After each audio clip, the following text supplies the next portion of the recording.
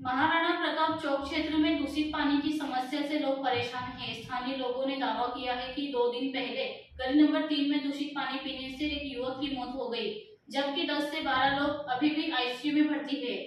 स्थानीय लोग प्रशासन की निष्क्रियता से नाराज है, जबकि दूसरी ओर प्रशासन का दावा है कि लिए गए पानी के सभी नमूने फिट थे। महाराणा प्रताप चौक के पास गली नंबर 3 में रहने वाले जय क्षीरसागर नामक युवक की तबीयत खराब हो गई थी। रात में युवक की तबीयत बिगड़ गई, जिससे उसे 10 से 12 बार उल्टी दस्त हुआ। वह अपनी मां के पास रहता था। सुबह जब उन्हें अस्पताल ले जाया गया तो डॉक्टर ने उसे मृत घोषित कर दिया। एक निवासी ने कहा कि जब मैंने टैंकर ड्राइवर से पूछा कि पानी खराब क्यों है, तो उसने कहा कि पानी ठीक है, हम जांच कर लेंगे और दवा डाल देंगे। हमने ऑनलाइन शिकायत की है, लेकिन कोई कार्रवाई नहीं की।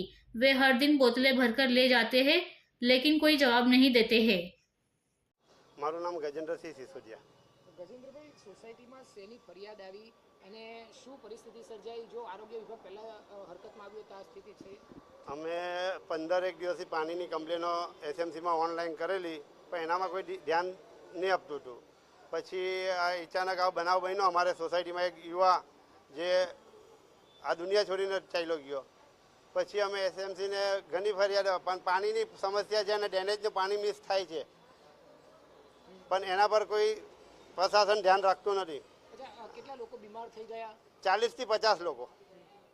પછી શું ફરિયાદ થઈ? ફરિયાદ તો દવાખાના ભરીએ છીએ, એ લોકો આવીને ટીકડા આપી જાય છે, પાણીમાં નાખો ને આ ઓરિયલ પીવડાવો ને એ કરો।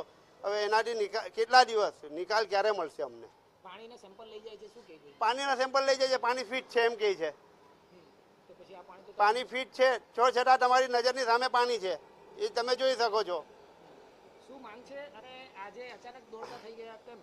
અમારી માંગ કશું નથી। અમારી માંગ એક જ છે કે આ પાણીની સમસ્યા નિકાલ થાય અને આ જે ડેનેજનો પ્રોબ્લેમ છે, જે અમુક ડેનેજનું પાણી લગભગ મિસ થાય જ છે, 99%નું કહું છું। સવારે પણ અધિકારીઓને કીધું, પણ અધિકારીઓને હા હા કરે છે, પણ ધ્યાન રાખતા નથી।